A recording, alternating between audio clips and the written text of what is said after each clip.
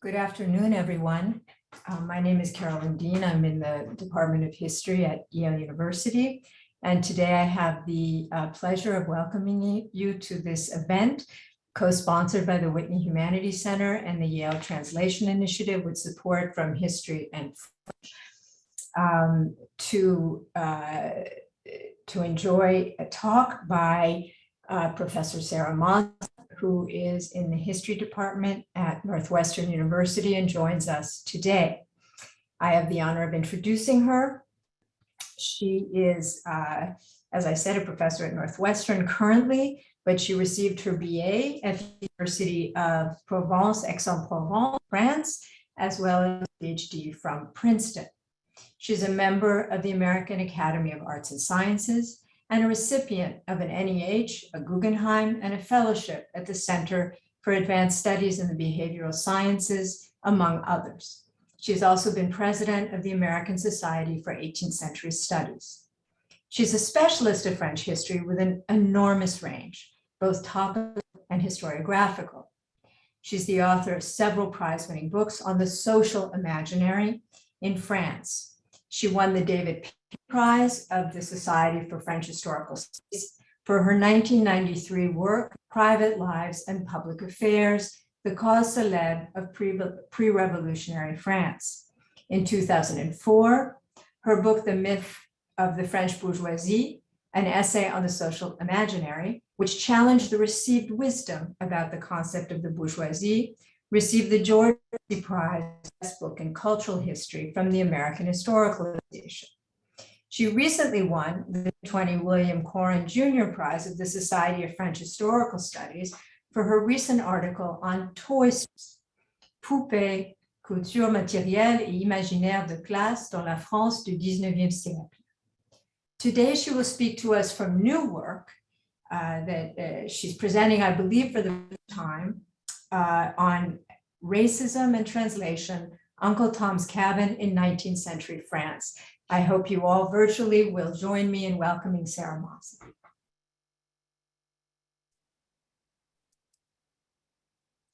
Thank you, Carolyn.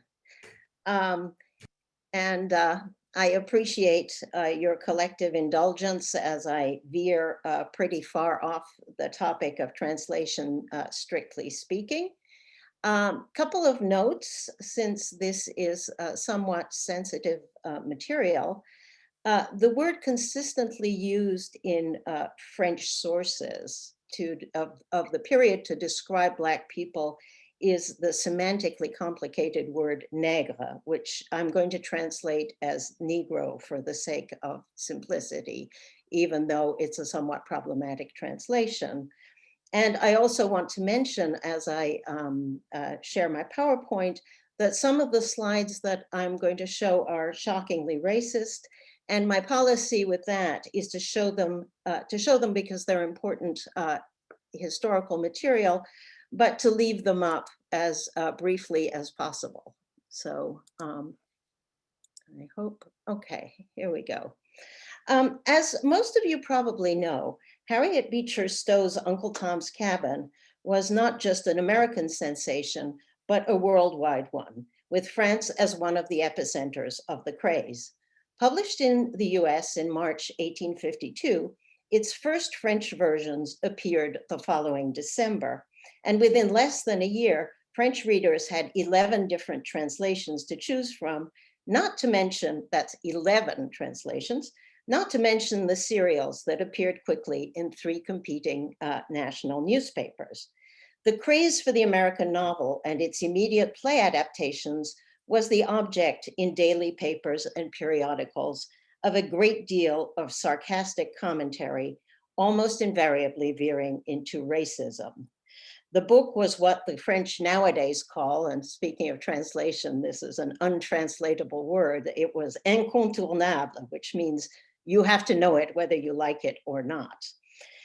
Georges Sand, one of the rare full-on champions of the novel, wrote in December of 1852 that, quote, "This book is in everyone's hands. Anyone who knows how to read is not allowed not to have read it."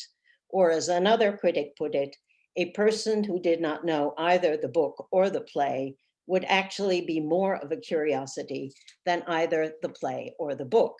Because of course, several plays were in the works immediately, though only two that really mattered at the time, the only two that mattered at the time were the two that opened in January of 1853 in the very popular Northern theaters, the Ambigu Comique and the Gaîté.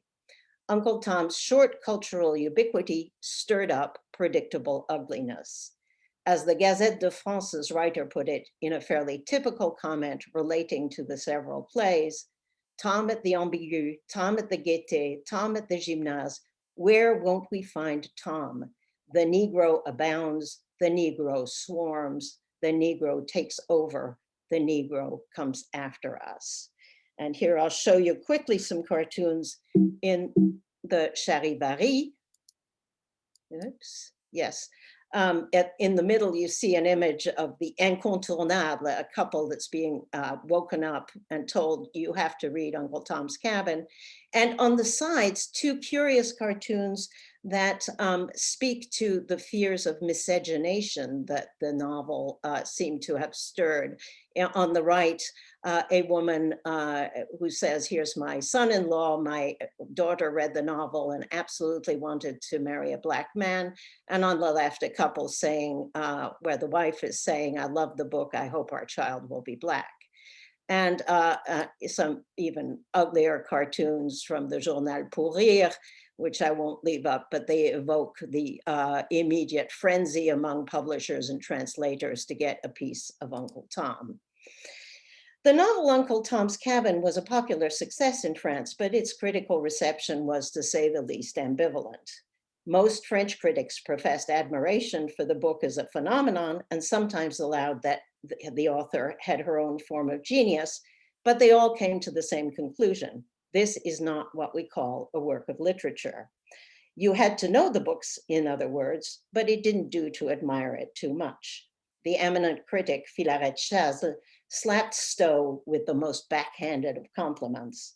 What I like about Harriet Beecher Stowe is her sainted ignorance of the rules of our craft. Ditto Jules Janin. The book is badly done. That's one of its strengths. There's a good deal to be said about this, but for now, I'll just mention that French critics picked up on, to denounce them, the novel's very deliberate visual qualities. Stowe herself famously, it's her most famous quote about the novel. She wrote, "My vocation is that of a painter. There is no arguing with pictures. Everyone is impressed by them." But French critics were generally not impressed by what Jules Janin called these blood-soaked images from an album of Negroes. What the critics were telegraphing was that Stowe's story was better suited to the visual realm of popular culture than to literature. And in fact, Uncle Tom's Cabin had far more longevity in France as a play than as a novel, which is one reason I want to focus here not on the translation from English to French, though I can talk about that if you ask me afterwards, but on the further translation from page to stage in France. I'm going to highlight here the radical transformation of Stowe's plot in the most massively successful of the French plays based on her novel as a point of departure for looking at the contradictions within racial ideologies in 19th century France. In addressing a period, the middle decades of the 19th century, in which the subject of race has been surprisingly ignored by historians of France, I want to get beyond ahistorical statements about French republicanism to offer an argument that links racism in French popular culture of this time, not to the Haitian Revolution, but to the metropolitan French Revolution itself. Of the handful of Tom plays that were staged in 19th century Paris, not to mention a few unperformed plays that were written, only two had staying power. So the first to open on January 3rd, 1853, this is very quick, remember the novel was published in French in December. So the first to open was Léon Texier and Edmond de Vailly's simply titled Uncle Tom, L'Oncle Tom. Texier and de Vailly won the race to the stage because they had a head start, because they were the authors of one of the early translations. So they knew the novel already. As a result, their play sticks pretty close to Stowe's plot, though with some bizarre twists, the oddest of which is that Uncle Tom is the father of the mixed race heroine Elisa, which means, he somehow had fathered her with a white woman, which makes no sense given Stowe's novel. The play was greeted respectfully by critics and considered a success, though it drew no raves. 2 weeks later, La Case de l'Oncle Tom by Alphonse Dennery and Philippe Dumanoir opened at the Ambigu Comique and was greeted with rave reviews. The first play, the critic from Le Siècle politely wrote, reflected the, quote, sentimental and gracious aspects of the book. Dumanoir and Dennery's, on the other hand, pulled out all the stops of the blockbuster melodrame. It was, quote, masterfully cut out of the novel by men fully skilled in the demands of drama. It was a stunning success. Texier and de Vailly's more faithful drama, the one on the right, rode out the Uncle Tom craze and petered out in less than 2 months. Dumanoir and Dennery's play kept going strong for over 4 months. And there were at least 75 performances of it, which in this context is a huge amount. In March, a journalist noted that 200 spectators were turned away that day from the 1600-seat theater. The unreliable numbers we have for the novel's sale suggest somewhere between 50 and 100,000, but it's certain that at least 200,000 people saw the first run of the popular play in Paris. For those of you who don't know the topography of the Paris world, the Gaîté and Ambigu Comique theaters were some of the biggest houses on the so-called Boulevard du Crime, a constellation of popular theaters clustered. This is only a section of it. There were dozens of them clustered along and beyond the Boulevard Saint-Martin in the northern districts of the city. As was common practice, the audience for Dumanoir and Dennery's play probably lined up for many hours waiting to get in as vendors hawked bouillon, café au lait, and even straw for makeshift beds. What we know about the audiences from multiple accounts, and this is a Daumier print, is that they were mixed with a strong working class component, a core of middle class spectators, and some slumming members of high society. Most plays were written by 2 authors, so they could be cranked out faster.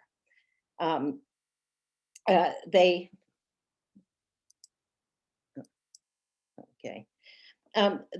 wrote in rotating combinations with other authors, but Alphonse Dennery stood out as the James Patterson of the Boulevard du Crime. La Case de l'Oncle Tom was his 225th play. He made a ton of money, and he definitely knew what an audience wanted. These were indeed, as the critic put it, men fully skilled in the demands of drama. As in the American Uncle Tom productions, the play features elaborate sets for its most thrilling episodes. Eliza escaping, George fleeing his captors across a huge ravine, the New Orleans slave market. All of the Tom plays in France had to compress the plot of Stowe's sprawling novel, but the interesting question is how they compressed it. Stowe's novel follows 2 geographically symbolic plot lines: the escape north to Canada and freedom of the light-skinned couple, Eliza and George, and Uncle Tom's journey south into slavery's last circle of hell, Simon Legree's plantation. On the French stage, these plots were merged, with the Eliza and George plot taking up most of the story. In the case of both plays, Uncle Tom is completely sidelined.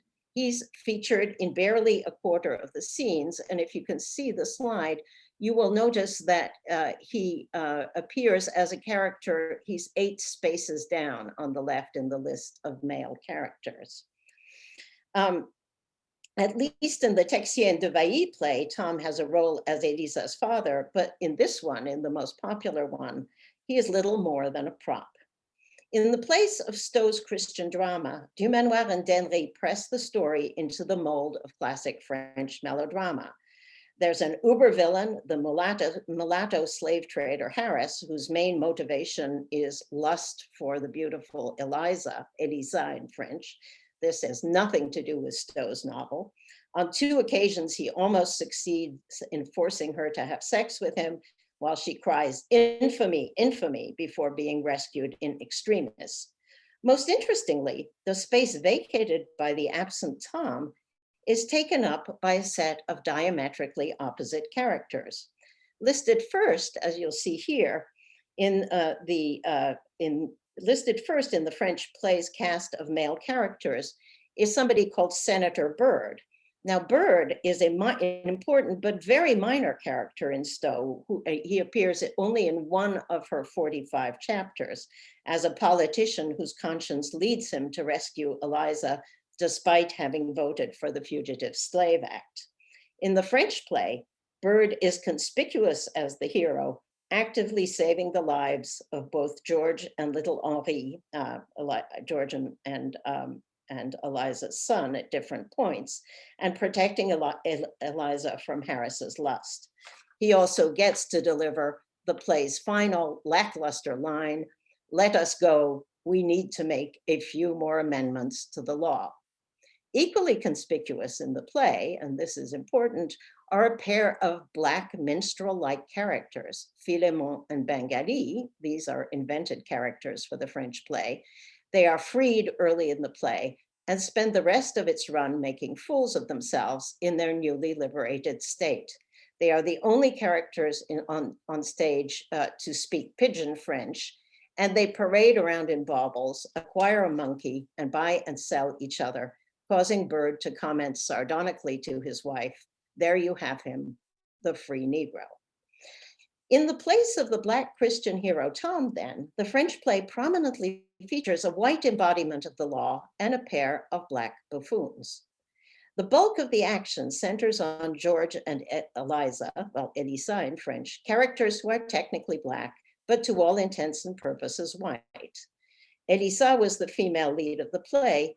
Her importance signaled by the casting of the Comédie Française star Émilie Guyon. As you can see from the image, and contemporary commentary confirms, Guyon's look did not evoke Blackness, but a familiar fantasy object from page and stage, the beautiful Jewess, La Belle Juive. Madame Guyon, wrote a critic, had courageously given her face, shoulders, bosom, and arms the golden sheen of the quarteroon. She brought to mind one of Horace Vernet's beautiful Judean girls, such as Rebecca at the fountain. The critic was actually parroting one of the play's characters, Saint Clair, who on stage describes Elisa as, quote, "a superb type of woman, evoking less the blood of Africa than that of those beautiful Judean girls from the era of Abraham."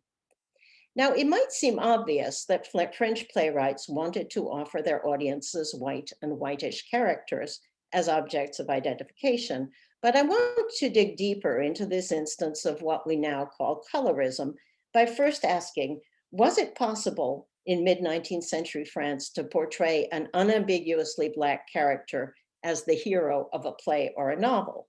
In the case of Uncle Tom himself, the consensus among critics was that the playwrights had made the right choice, since, as Théophile Gautier put it, quote, "there is nothing really dramatic in this passive and resigned character who pulls out his little Bible from his pocket at every turn." But of course, none of this stopped American playwrights from centering their plays on Tom. Certainly, French dramatists resisted performative religiosity on stage, which is why the little Eva part of the plot was dropped almost completely from the French plays. But the history of French drama reveals a hostility to actual Blackness that set the stage quite literally for what I would call invisible Blackness. Skin color was a problem on the, wait a bit. Skin color was a problem on the French stage. Writers usually evoked the technical problems posed by blackface in terms that nearly always devolved into sarcastic racism. There were jokes that with Uncle Tom touching off a vogue for dark heroes, The price of shoe blacking was going to shoot up. Multiple anecdotes about the damage blacking inflicted on costumes and the courage it took for actors to deal with this, and more serious complaints that blackface interfered with proper acting and viewing. A critic grumbled about a performance of Dumanoir and Dennery's play in La Rochelle that he had to contemplate, quote, unreadable figures covered in a thick layer of lugubrious tincture. In order to get at the issues underlying the sarcasm, we can go back 30 years before Uncle Tom to a rare attempt to portray a sympathetic central Black protagonist. The Duchess de Duras' 1824 hit novella Ourika, now canonical in the French literary, on French literature syllabi, told the story of a young Black girl taken out of Africa and raised by an aristocratic family who sinks into despair, becomes a nun, and wastes away when she realizes that her skin color will bar her forever from love and social acceptance. The novel's success provoked a lesser, earlier version of the Uncle Tom craze and spawned at least 4 different stage versions performed on the Boulevard theaters, all of which immediately bombed among boos and catcalls. The plays are indeed terrible. The story was too slight for a full-length play, and the playwrights padded it in clumsy ways. But the commentary around these plays and their failure reveals a lot about the reasons why audiences thought that audiences didn't like them. The critics were explicit. Reading about the misfortunes of a Black person was one thing, seeing that person was another. The Journal de Paris had this to say, quote, this double experience, reading and viewing, demonstrates that this subject is generally unacceptable on stage. The eyes disenchant the mind, and at the sight of a Negro woman burning with love for a white man, the magic of imagination fades away. Our preventions are such that seeing Ourika, one almost ceases to take an interest in her fate. It would have been better to let a mere account of her misery touch our hearts. This sentiment is echoed again and again, with the word dégoût, disgust, coming up repeatedly. It was okay, in other words, to be moved by racial injustice as long as you didn't have to see an actual Black character. If we jump ahead some 20-some years, we can see similar issues cropping up around another high-profile attempt at portraying a Black hero on stage 3 years before Uncle Tom. April of 1850 saw the opening on the Boulevard Saint-Martin of a play by Alphonse de Lamartine, France's most famous most famous lyrical poet, recently the interim president of the Second Republic, and of course, a leading abolitionist, a play to the glory of Toussaint Louverture. As a member of the provisional government, Lamartine had been central in the abolition of slavery. Lamartine himself was apologetic about the quality of the play, as he explained in the preface to the printed version.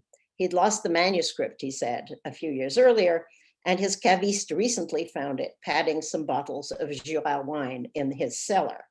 The publisher, Michel Lévy, looking to stoke sales of the published version, pressured him into having it performed.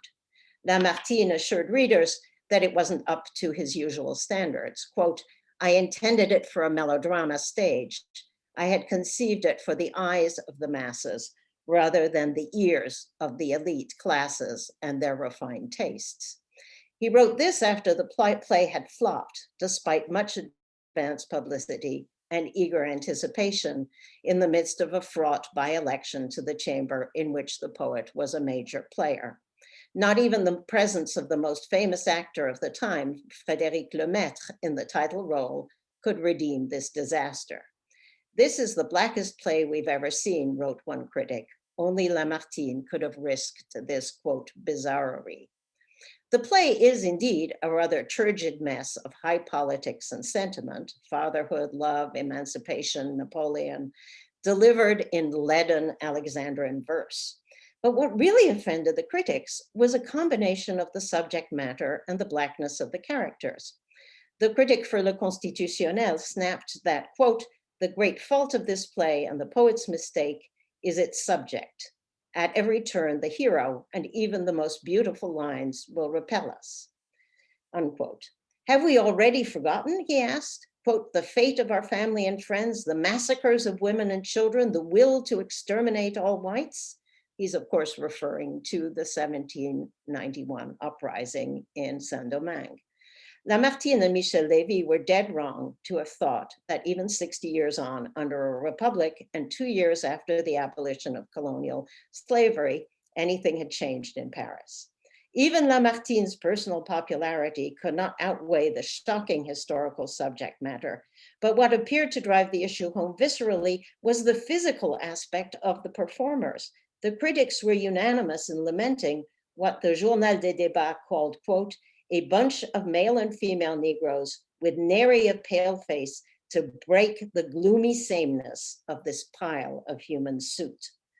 There were mulattoes in the mix, of course, as the Gazette de France noted, in fact, quote, "men and women of all colors except the right one." That same critic pitied the actress Léa Félix, having to play the heroine under, quote, "a filthy varnish that hid her beauty." And of course, Léa Félix was the younger sister of the star actress Rachel Félix. So she was a Jewish woman playing a Black woman. So again, the belle juive as mulatto woman. The writer for La Critique lamented that the Black Toussaint Louverture was overly featured in this play about Toussaint Louverture, a cautionary note for the Uncle Tom playwrights a couple of years later. The audience was evidently so repelled by an hour or more of Black heroism that when the curtain rose at the start of Act 3 on the French army, the room burst into thunderous applause. As a critic noted, quote, "the blood of our people cries out in favor of the whites." And this play was also the subject of some fairly nasty caricatures. These are caricatures by Cham in the French version of Punch, lampooning Toussaint as Toussaint's sale figure. And I'll just show you one more because the lower image is interesting. The caption says, "Monsieur de Lamartine, in contradiction with himself, he abolishes slavery, but he sells Toussaint Louverture to the editor Michel Lévy." So this one collapses racism, anti-Black racism and anti-Semitism. So these two instances, Ourika and Toussaint, suggest that it was the visuality of major Black characters on stage that triggered scandal and outrage in the newspapers, boos and catcalls from the stalls. It was, of course, perfectly fine for a play to feature a pitch Black villain, in keeping with longstanding tradition. A good example of this is Atargul, an 1831 novel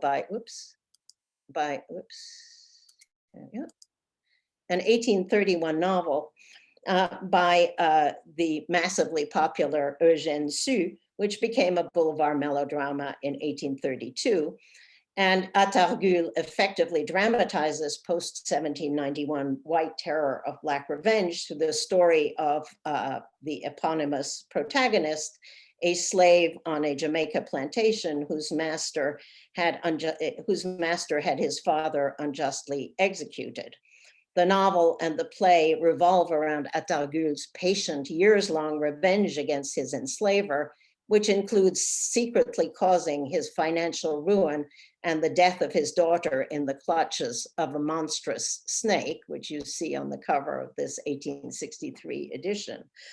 Playing the part of the devoted servant, Atargul, who now calls himself Monsieur Targul, follows his ruined master to France and keeps him alive in a miserable garret as long as possible to cause him the worst torment on his deathbed when all is revealed.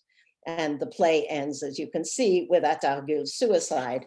In the novel, he survives undetected, and a prize for virtue rewards his successful performance of the loyal Black servant. So a Black villain comfortably stoked the terrors of the boulevard audiences, while a truly Black hero or heroine was met with catcalls. That said, plenty of noble Black protagonists did star in the novels and plays of this era. It's just that they weren't really Black. In fact, the Black hero who didn't look it did important ideological work as the vector of a colorism that absolved French readers, writers, and audiences of the sin of racism. In fiction, the epitome of this form of absolution might be Alexandre Dumas' 1843 novel, Georges. This novel has gotten a lot of play recently as Dumas' part Black ancestry has become more widely known. His father's mother was a Black woman. Dumas himself doesn't seem to have ever made much of his own mixed race origins in real life, but the novel Georges is an extended paean to its protagonist, a white-looking Black man from a wealthy family living on Mauritius, who as a boy was humiliated by the local grandee, Monsieur de Malmedy, for being a mulâtre, a mulatto. Fleeing prejudice to grow up in France, Georges becomes a paragon of everything. He's impossibly handsome, brilliant, physically powerful, and morally upright, acclaimed by Paris society. Yet he comes home to find the same stubborn prejudice from Malmedy and his ilk. Scorned by colonial high society, insulted by Malmedy and his son, and denied the hand of the white woman he loves, Georges accepts to take the lead of a slave insurrection. The revolt fails catastrophically, but our hero manages to catch a ship out of the island with his paramour. It's a novel powered by the problem of racial discrimination. That's its main theme, a subject on which it presents a stark and troubling double vision. On the one hand, the narrative is punctuated by expressions of Georges' outrage at white prejudice, préjugé. The préjugé is the term always used to describe white racism.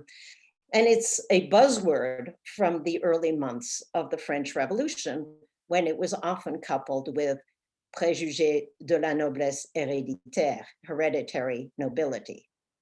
Tried for his role in the insurrection, Georges declares in court, "I must go on to the end. I must fight this préjugé. I must kill it or be crushed by it."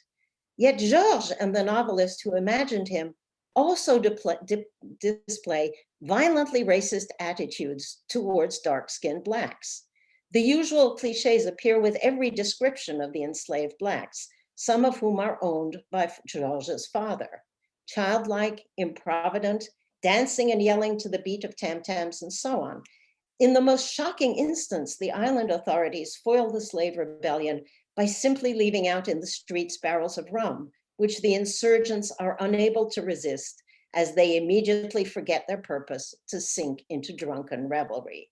While Georges' lieutenant Laiza tries to subdue them with a whip, our hero, writes Dumas, quote, stared at them in frozen disdain, as if the very statue of contempt. 10 years before Dumanoir and Denry's play, we find here the same split between mixed race superego and Black id. The plot of Georges takes place on Mauritius in the 1820s, and like so many Black-themed plays and novels of the time, it views the social world of the colonies through the prism of the Ancien Régime. The racist beliefs of Georges' sworn enemy, the young Henri de Malmedy, are described as aristocratic ideas, the planters' hegemony as an aristocracy of color.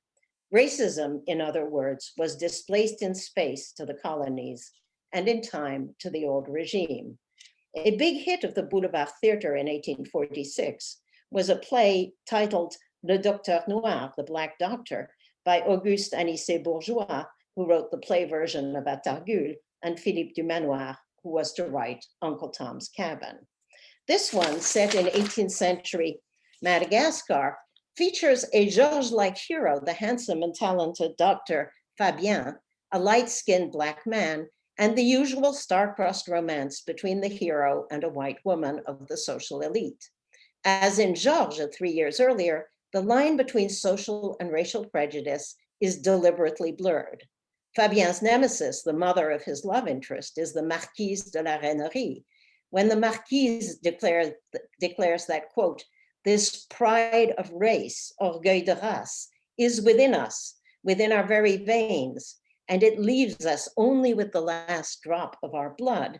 She is referring to black and white mixing, but she's doing so in the terms conventionally ascribed to old regime aristocratic préjugés. In this play, the characters travel to France, and much is made of the absence of préjugés in the metropole. The conflation of time and space, then, the old regime and the colonies, allowed the writers to evacuate racial discrimination from the French context by confusing it with the obviously obsolete noble investment in bloodlines, which the revolution had decisively outlawed in 1791. But again, it was visual, a matter of pigmentation.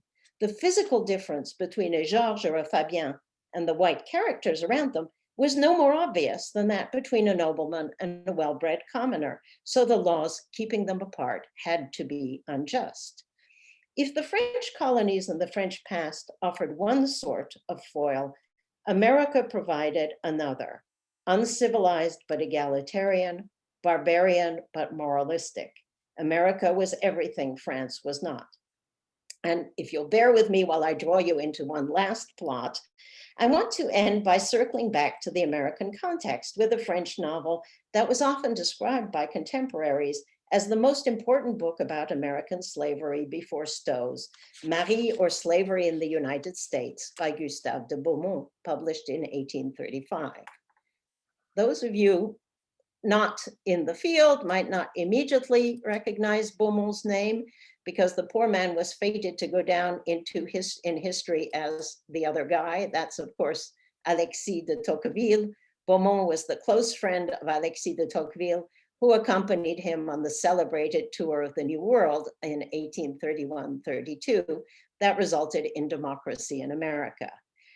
The men had decided to divide their reporting between institutions, which were Tocqueville's task, and society, which Beaumont took on.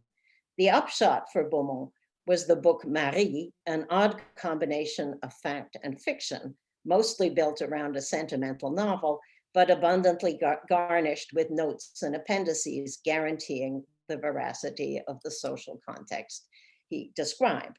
The author opens with a true story, he says, of going to an American theater where he asks his neighbor how come a woman, quote, of English origin was so lacking in pudeur and shame that she sat in the gallery for African women. Oh, says the neighbor, she might look lily white, but in fact, she's black, as one of her ancestors was a mulatto. This opening anecdote prefigures the sentimental fiction occupying most of the book, which is about a young Frenchman, Ludovic, traveling to the United States, where he falls in love with a gorgeous young girl, the daughter of his close friend Nelson. Something is amiss as the beautiful Marie mysteriously keeps Ludovic at bay, despite their obvious attraction to each other, until many pages of suffering later, Nelson reveals their terrible secret. The family, quote, had been soiled by a drop of black blood on his wife's side. Quote, succeeding generations have made this admixture imperceptible. Marie's mother was remarkable for her stunning whiteness, and nothing in her face or features revealed the vice of her origins. Marie will, of course, die at the end, but not before Ludovic has more than once exploded with rage on the subject of American racial laws. Here then, I cried, is the people once the object of my admiration and sympathy, fanatical about freedom, but prodigal with slavery, orating about liberty amidst 3 million slaves, proscribing social distinctions, but proud of its whiteness as if it were nobility, philosophical and enlightened in censoring privileges of birth, while stupidly observing privileges of skin. I found quite a few instances of this obsession with America's one-drop rule. I know that's anachronistic. Most interestingly, in a context that brings us back to Uncle Tom's Cabin. One French children's edition, published in Geneva in 1853, frames the story as a lady reading a young people's version of the book to her nephew and niece.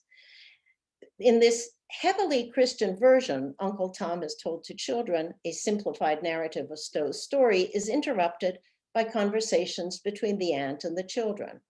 But aunt, exclaims young Theodore after the first mention of slavery, I thought everyone was free in the United States. I've always been told that it's the only country where one is perfectly free.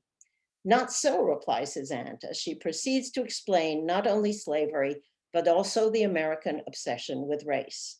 We ourselves, she explains, would see no difference between a white person and a white-looking one, but Americans are adept at recognizing when somebody has even a few drops of black blood. And 100 pages later, the young boy raises the issue again. But aunt, I can't stop thinking about those poor people whose skin is almost white and whom Americans continue to treat as if they were Negroes, etc. So finally, what's the connection between the absence of Uncle Tom from the Boulevard stage and the broader story of French racial attitudes? The argument I'm proposing here highlights the ways in which matters of pigmentation and blood were framed in the 19th century by the narrative of French history. The origin story usually evoked by historians today for matter of race and abolition in France typically centers on the struggles of the Society of the Friends of Blacks during the French Revolution, which led to the granting of citizenship to free men of color. It's indeed absolutely relevant to this story that the French colonies in the Caribbean did include a significant population of wealthy, educated, and cosmopolitan mixed race people, some of whom visited the metropole and who might serve as models for light-skinned paragons like Georges and Fabien. But how much did most people in 19th century France know about the Haitian past, beyond the terrifying story of the slave revolt of 1791? In what I'm arguing here, the year 1791 is just as important in France for another event, the abolition of nobility, a bright line between the past and present for how most people thought about the social order. For all of Napoleon's creation of ersatz nobility and the ghostly return of blue bloods after 1815, nobody ever again proposed that social distinctions be based on aristocratic racial criteria. French writers routinely evoke the phrase popularized by Henri Grégoire and his colleagues in the Society of Friends of Blacks in the early months of the Revolution. Far from being a model of egalitarianism, the New World, unlike France, was an aristocracy or a nobility of the skin. So the existing scholarship, finally, such as it is, and there isn't much of it, has tended to describe 19th century French anti-Black racism as being just one thing, hostility to people of color. My point here is that it very much depended on which color, and that the distinction between visible and invisible Blackness was ubiquitous and enormously consequential. How do we explain Georges Dumas' Georges thundering in court against anti-Black prejudice while oozing contempt for enslaved Blacks? Or Senator Byrd in Denry and Dumanoir's play, putting his life on the line for Elisa and Georges, while Philemon and Bengali act out obscene caricatures of Blackness. What I'm proposing is that the narrative of French history that centered on the pivotal moment of the revolution allowed for the collapsing together of aristocratic prejudice and anti-Black racism. Since the first had been decisively outlawed, it followed conceptually, if not quite logically, that the latter could no more exist in France than slavery. Racism and slavery always existed somewhere else, among Americans routinely portrayed as racist hypocrites, and among Africans whose slaving practices were increasingly invoked as a rationale for colonialism. Such constructions, I've been arguing, provided ideological cover for vicious portrayals of dark-skinned people who did not belong to the abstraction of historical narrative, but to the visual realm of popular culture. I've been suggesting in some that the story of how Uncle Tom disappeared from the French stage can open up onto a big missing piece of the puzzle, that is the blind spot about racial injustice at the dead center of the French Republican tradition. Thank you.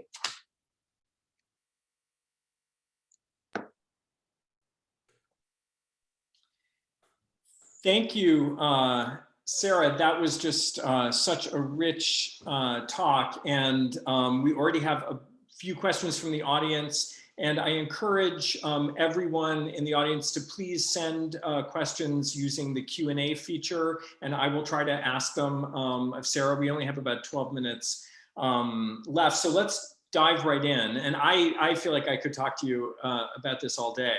But let me just start with just trying to put a fine point on your argument here about the revolution. And so are you arguing here that the French are kind of torn between their anti-aristocratic impulse, which is kind of inherited, from 1791, from that moment, and a sort of inherent racism? And that, so like they know that American white supremacy is bad because it resembles their old aristocracy that they got away from. But they can't really get past the fact that they're fundamentally racist. So the compromise is to imagine these mixed race people who they can show sympathy for. Is that basically it? And that provides them with ideological cover, as you say? Yeah. Now, what I'm saying is that the fact that they have abolished aristocracy means that there cannot be racial distinctions in France. It is conceptually impossible, and that therefore, and the heroization of the construction of these paragons, mixed race paragons, is their way of demonstrating that the French could not be guilty of racial discrimination because that belongs to the old regime. And that what I'm saying is that so it's a bit of a tricky argument because what I'm saying is being convinced of their own innocence with respect to racial discrimination gives leeway for these ugly caricatures, which you've seen visually and that exist on stage as well, because we can't be racist. This does not exist on the same conceptual plane. So that's what I'm saying. Okay, great. And so, we've all heard these, kind of stereotypes that French people, at least in the 20th century, were much less racist than Americans, much more open to, for instance, American Black people who came to France. And, part of that is certainly true. We know that they were. So are you arguing that something changed in the 20th century and the French actually became less racist in the 20th century? Or was there kind of always this ambivalence that is probably, as we know, still there too today? I can't speak to the 20th century because I would not know how to interpret that. My research has been so far only on the 19th century. Certainly in the 20th century, there is more contact with actual Black people. And I always expect somebody to say, well, were there Black people in France? How did people form these ideas? And in fact, in 19th century France, as in 18th century France, but the population, the actual Black population was extremely small. It's been estimated, but the estimates are a bit dicey, but it's 4,000 or 5,000 people. And then that changes a great deal in the 20th century for various reasons, the tirailleurs sénégalais and so on and so forth. So there's much more contact with actual Black people in the 20th century, but I wouldn't make an argument. I wouldn't carry this into the 20th century. Okay, so question from the audience about the pidgin French that you referred to and how Stowe, first of all, represented Black English and how that was translated or transposed. Could you say something about that?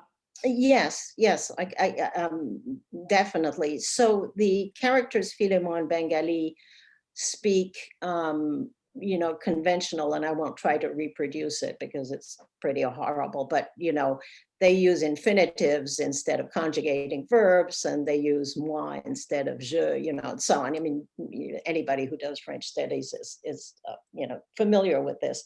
So that was the case on stage, and it's the case in other plays.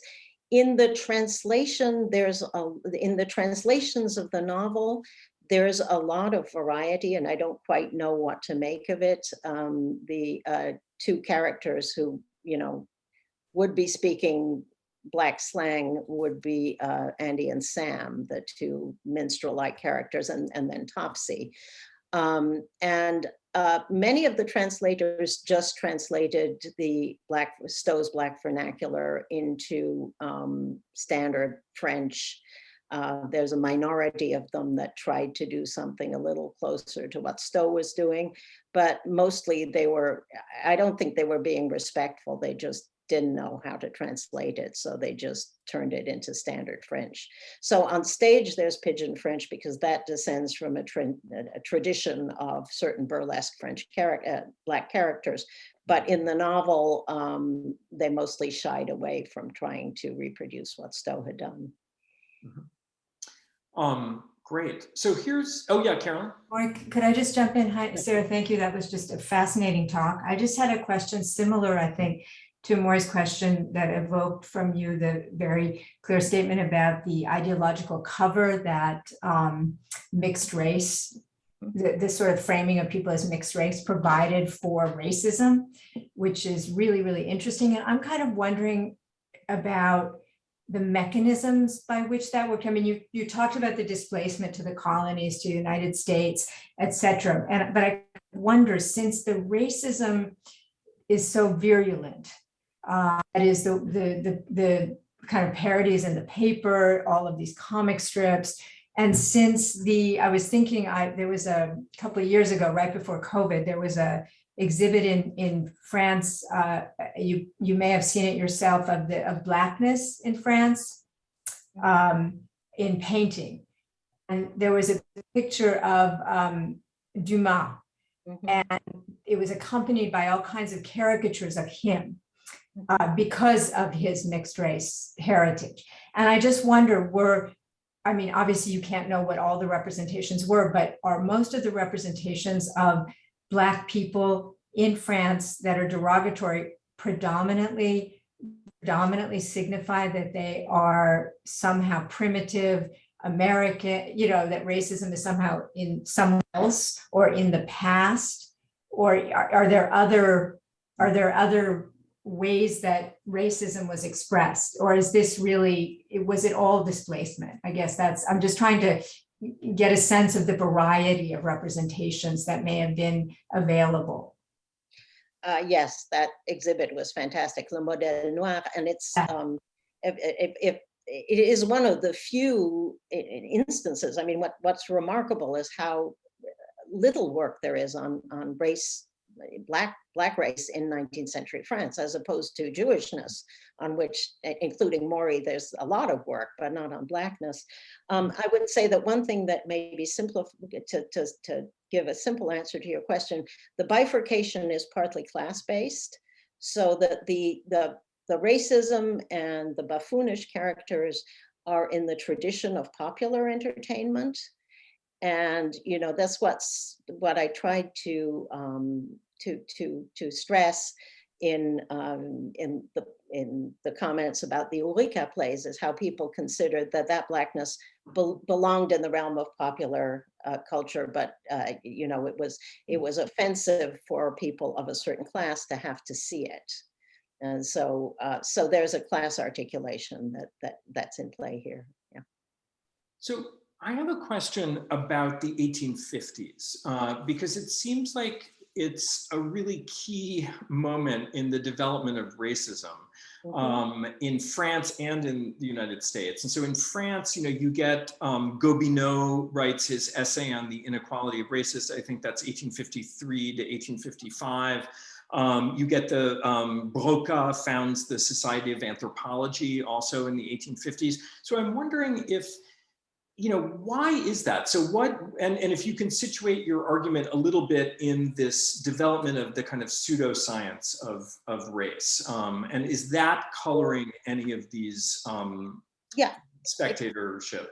It definitely is. And I'd say it starts long before the 1850s. There are, phrenology societies giving lectures to thousands of people in the 1820s and the 1830s. It starts with people like Viret and Cuvier and those people around the beginning of the century. So it happens before. But what the other thing that's interesting is to think about the emphasis on faces and facial characteristics that you find in the early 19th century in France around social types and the craze for physiognomies, for representing types of people that is linked to, people have linked it to the confusion of social classes that happens after the revolution, the fact that the social markers, aren't what they used to be. But I think it's also an effect of the consumer revolution. So you can't tell from people's clothes who they are. So there's this craze for trying to fix people's faces as types. And I don't know quite exactly how that feeds in, but clearly there's an obsession with the physical aspect of people that also plays into that. But yeah, Gobineau, that's more Hakan. Gobineau and Tocqueville were in correspondence, so that's kind of an interesting angle. Yeah. I wonder if, what changes in the 1850s is you really start to get this hierarchy of races gets codified, because earlier, like even Jews talked about themselves as a race. It was a more neutral term. And then all of a sudden, in the 1850s with Gobineau and other people, then you really start getting this, idea that some are better than others. And, there's a whole hierarchy. I don't know, maybe that's contributing here. Yeah. I mean, it could be. I haven't. I mean, because Gobineau was published in, only starting in 1853. I can't make him at all causal to any of this. Yeah. Right. Okay, so a few questions I'm going to combine here from the audience about whether texts were still circulating here, like Paul et Virginie, for example. Is that still a popular novel in this period? Did it remain a template for thinking about racism? And then also Bug-Jargal, Hugo's thing. Yeah, and whoever asks those questions knows what they're speaking of, because in fact, those are two instances of actually positive representations of Black heroes. The heroic Black servants in Paul et Virginie, and Bug-Jargal, who is this heroic Black king. Well, he's descended from royalty. I would say, just to put it briefly, these belong to an earlier tradition stemming from the 18th century, where the Black hero is possible. I think 1791 changes that, but it lingers. And of course, the Hugo novel is very early. He wrote it as a teenager in the 1820s, and I think it's drawing on those earlier traditions, but it is definitely an outlier. I don't think you find anything like Bug-Jargal in the middle decades of the 19th century. I don't know about Bug-Jargal. I don't know if it was popular. I don't think so, but Paul et Virginie definitely is still a bestseller in the 19th century. Yeah. Okay, we're basically out of time, but I have to ask you one more question, as long as we're talking about Hugo, and which is, did Stowe and or even these plays, these theatrical adaptations, have any influence, do you know, on Hugo as he was writing Les Miserables, kind of in this period? No, and that gets us back to the reception of Stowe's novel, which was very negative and quite sexist. I've never found any evidence that Hugo, and I've looked for it, believe me, that Hugo was influenced by and drew on Stowe. And I'm very influenced in understanding this by Margaret Cohen's book, The Sentimental Education of the Novel, which is about the eradication of sentimental female authors from the canon in the early 19th century by, campaigns by people like Balzac and Flaubert to say this is inferior literature. So my guess is that Hugo would have dismissed Stowe on those grounds, along with the kind of mainstream of male authors in France. So. Okay, well, I feel like we could keep going all day, but we are out of time. So there's a lot of love and appreciation being expressed in the Q&A, and I know it's too bad you can't see everyone, but please join me, everybody here, in thanking Sarah for that really, really rich and interesting talk. So thank you very much. Thank you. And I just want to say one thing. Please, if you have, this is my first outing with this material, so if you have criticisms, questions, comments, suggestions, please email me. I'd be delighted to hear from anybody out there. Thank you. Okay. Bye, everybody.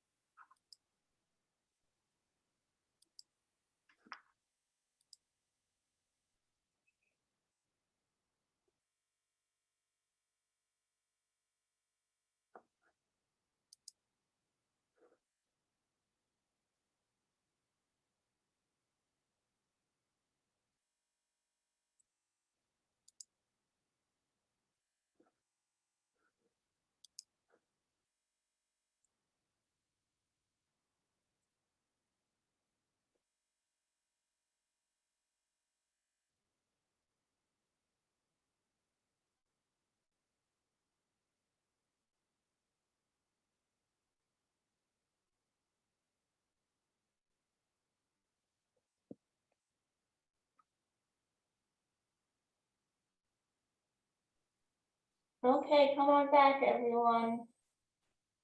Hello. Yeah. Hi. Oh, that was Sarah, fun. you should look at the Q&A because there were a lot of questions that I didn't get to. Yeah. And people. Yeah, I was going through it. Yes, I was looking at some of them. Yeah. Do you know, Diane, do you know, is there a way, I know we've tried this before, where we can preserve the Q&A? I've copied it and it's